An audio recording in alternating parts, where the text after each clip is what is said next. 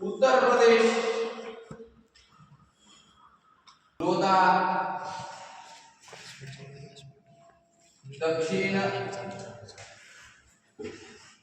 वर किती आहे, घरी किती राहिले, बाहेर किती आहे, काही नाही इथे पुढे लावला मग काय करायचं तुम्ही सुट्ट्या पद्धतीने मला ज्या पद्धतीने अडचण वाटेल त्या पद्धतीने सुट्ट्या मारा. तुम्ही रूमवर राहा, रोडवर राहा, गल्लीत राहा, मग काही नाही झाले 5 दिवस घरी मर्यादा संपली. दुर्गाव दुर्गाव या परिसरामध्ये त्या ठिकाणी आढळून येतं.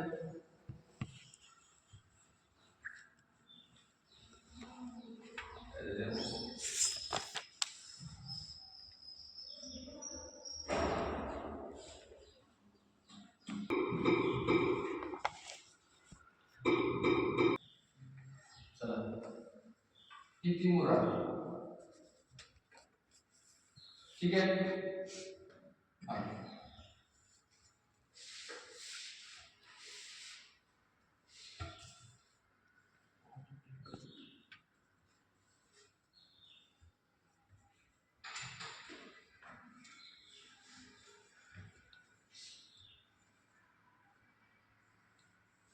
या पद्धतीने ती मुरा जातात. लगेच कापलेले लक्षात ठेवा. शिंगाकडे बघण्याकडे कसं द्यायचं, शिंग घट्ट मुरपटलेले असतात, शेपटी लांब बारीक लांब असते, शेपटीचा कोंडा पांढरा असतो, काही म्हशी काळा कोंडा असतो, तर काही म्हशी पिवळसर किंवा पिवळसर करड्या रंगाच्या त्या ठिकाणी असतात. तर डोके शरीराच्या मानाने काहीसे लहान असते, तर त्यामध्ये कपाळ रुंद व काहीसे उठावदार असतात. चेहऱ्यावर पांढरा रंग नसतो, चेहऱ्यावर पांढरा रंग त्या ठिकाणी नसतो.